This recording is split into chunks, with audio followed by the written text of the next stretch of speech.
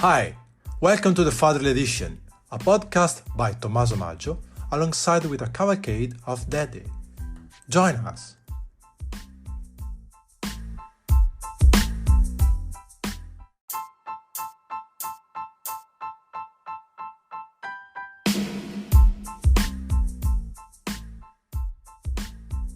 Hi everyone, welcome back to the Fatherhood Edition with me as host, Tommaso Maggio. And today we have the pleasure to have Nazareno Labate.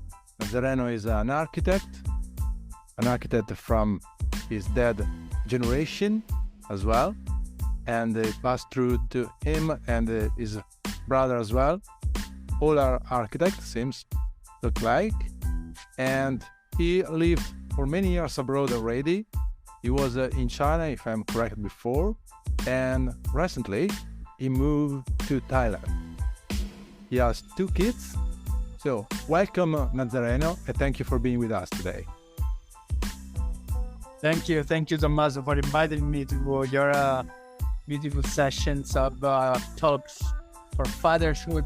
This is a beautiful idea. I never heard about this. Funny thing, I actually recently, I don't know if I can just talk, but recently I watched the movie, I think it was yesterday or 2 days ago, that was called Fatherhood. I didn't even know about this English word, but then I thought it was a real word. And it was a very good movie.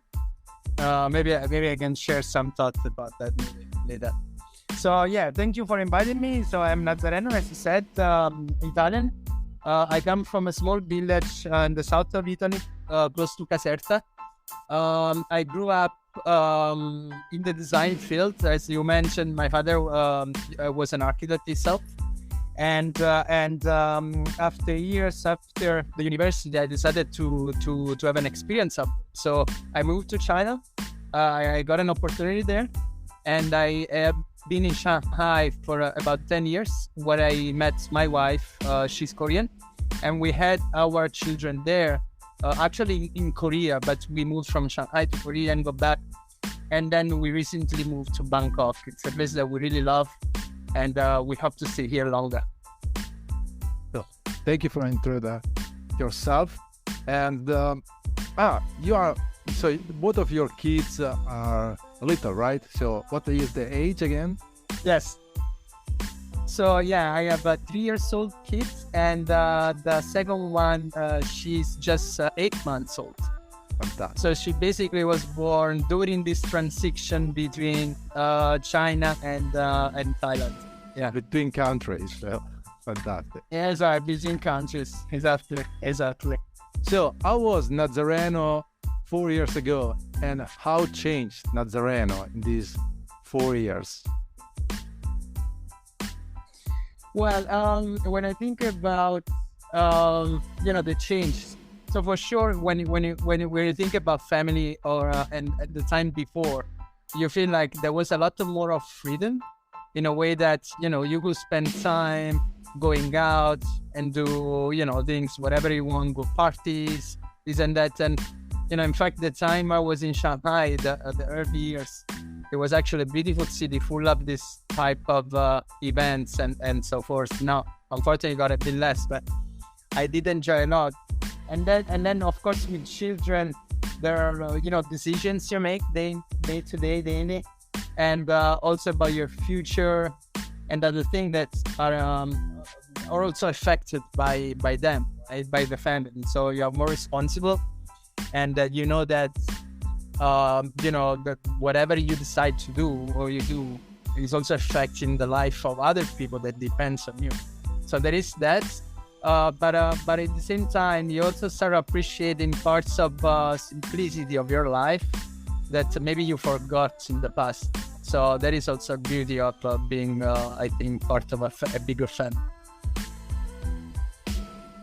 Yeah, I can just I agree with what you say. So that's the fact they bring our eyes to see things with the simplicity. Differently, exactly. Yeah. Oh, thank you for point out those points. And since you travel, travel and live abroad, so again, from the west side of the world, especially from Italy, to Asian side. So do you find any struggle, about in terms of being a daddy in this context? Struggles, not really. I mean, not because we're in a different part of the world, but definitely because we're far from our, right? Because if you think about, if we were probably in the place where we grew up, we would have had the support of, our parents, and relatives and close friends. And unfortunately, you don't have that. So it's a little bit of a struggle for that, not because you're in Asia, but just because you're in a country that is not yours, I think. Then actually I can see good points for the, also a lot of good aspects about being abroad, because I also feel that the children, they do grow up in a more international environment. So they are used to different cultures and different people, different languages. And I think this can only be a positive influence for them. So there are always pros and cons in all this, I guess. Yeah, that's for sure. With somebody else, we mentioned the fact that when you live abroad, there's what we can call the cost of freedom. Because right, you don't have the family or pressure you, because somehow they help you, right. Somehow you have the sort of pressure, we can say. But once you are alone, far away, then that means you must be active and present 24 hours, 7 days out of 7. So, of course, is that can be the struggle, the challenge. Yes, you did the right word. Yes, but as you say again, so the beauty is that to see the potential of what kids living in a more international context, so they can grow up with more than just one idea in their mind, because they see in different place, people are acting differently, but they grew up with this, probably they will have different vision of the world. Yes, I believe so. And any preconception you see about father, around you? So sometimes there is sort of script what the father should be, at least that more or less what was maybe we can say the past generation in general. Now things seem more smooth, more bland, more blurred. But I don't know, you experienced any sort of, we can call preconception or any other way? No, I mean, me myself not, but I've seen, like you just said, a smooth change on how people look at fathers, because we grew up probably in this generation where the father was the one paying, right? So making money for the whole family. Quite often it was not present at home because it was out for the business. And then there was the mom. There was the one, like, let's say, doing the hard job with the kids and all the rest. And now everything is changing, and you can see parents actually spending a lot of time with kids. And even I have seen some YouTube video, was beautiful seeing these professors in the university with their kids on the career, right? So they were actually working with just newborn kids attached to them, and the movie I just mentioned to you was something similar. It shows that this father, unfortunately, as soon as they got the child, the wife died, so he's forced to grow to raise the child himself. And in the beginning, nobody could believe he could make it, but in the end, it was actually very good. And he had to learn a lot, because in fact there are many differences between men and women, and the one of the thing is that we're not that patient as the women are. So you need to get into those habits and so on. But in the end, we're able to raise our children and become the second mom in a way.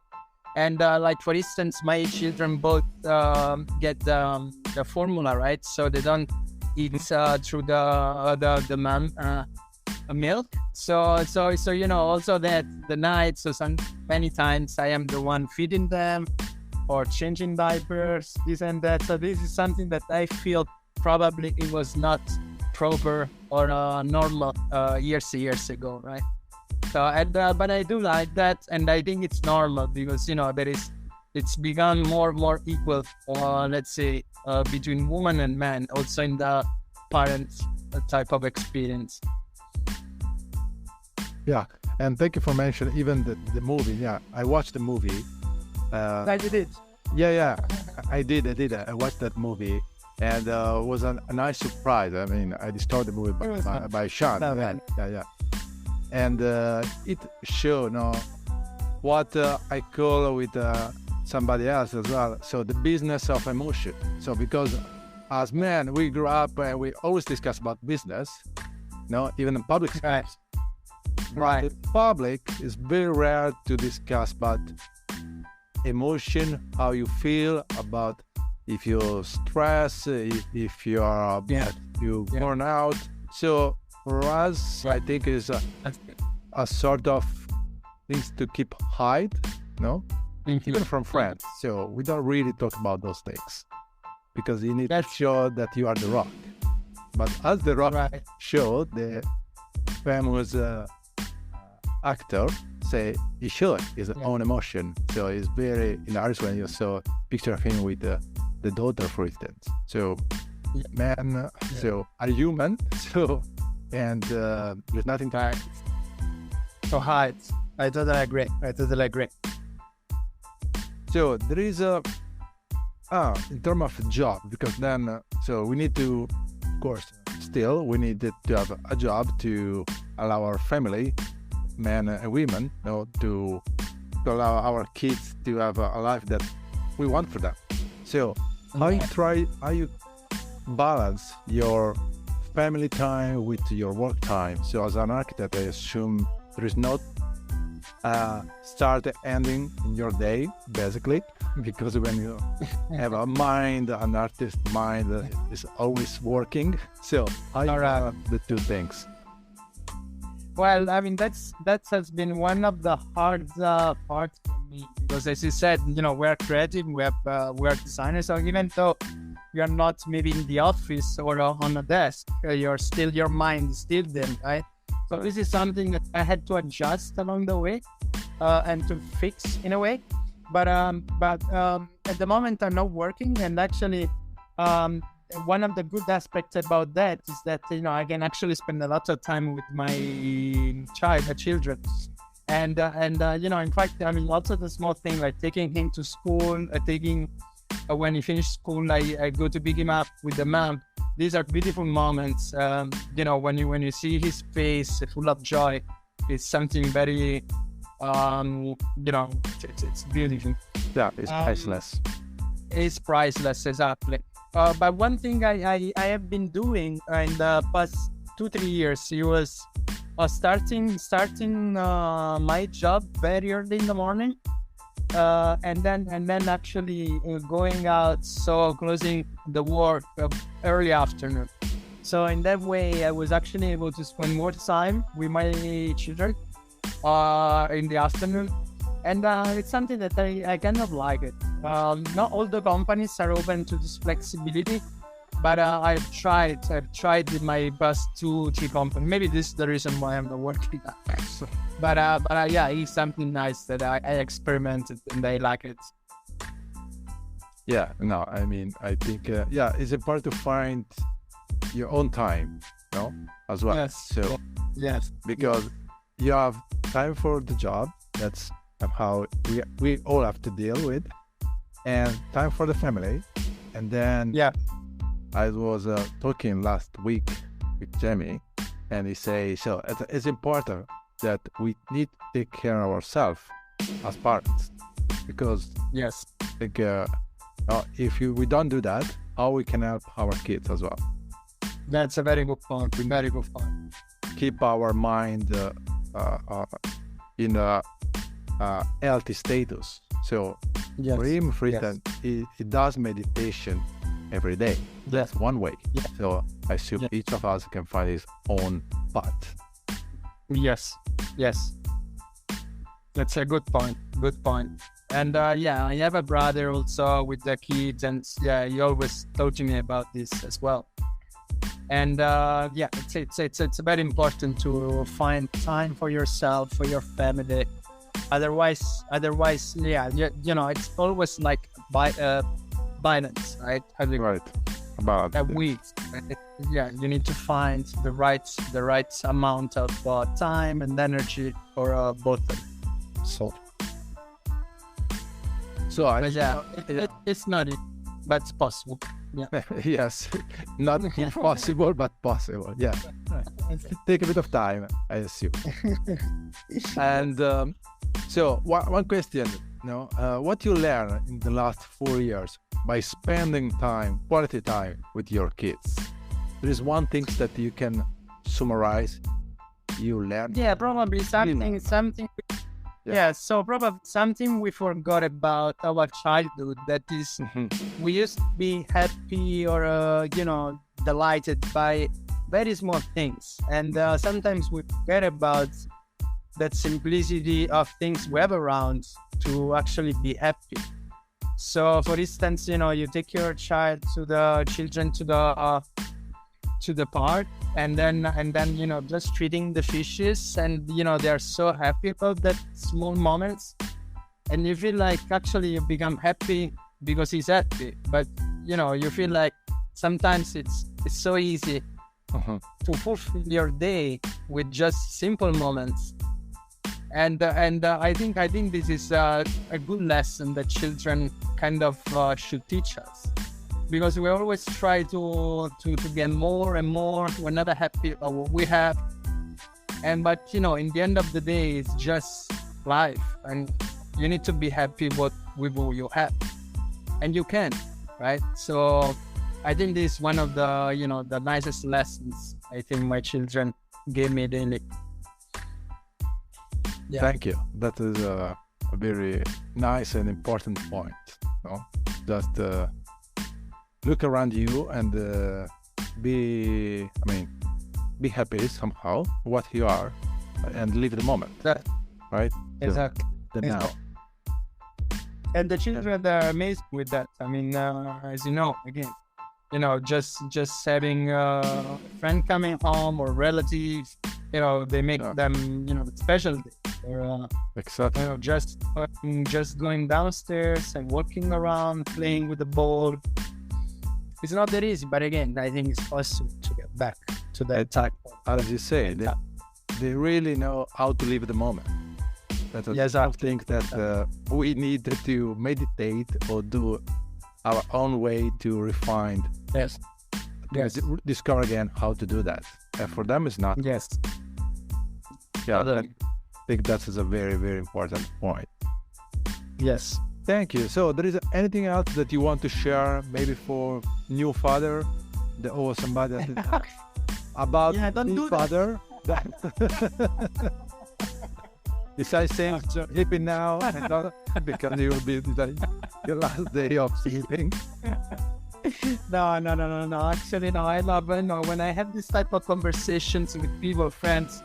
They're always like, I don't know, I should do blah. But I'm the type of person that really think of the positive aspect, right? It's not always beautiful, right? There are moments very hard and everything, but I do love being a father, and I would even have more kids. Even though there are, of course, issues to consider, money or whatever, but I love children, and I love being a father. I mean, there is not such love and moments that you can have otherwise. So yeah, I encourage everyone to try if they're struggling on thinking if having or not. But yeah, I feel lucky to be one of those having children, and I don't regret for sure. Thank you, Nazareno. I like it. Thank you. Honesty of your words, very inspiring. So very honest conversation, very crystal clear. Yeah. So it's nice. Thank you so much. Beautiful words. So thank you again for being with us. And thank you. enjoy the rest of the day with your kids. Thank you. Bye-bye. Bye-bye. Bye. Bye.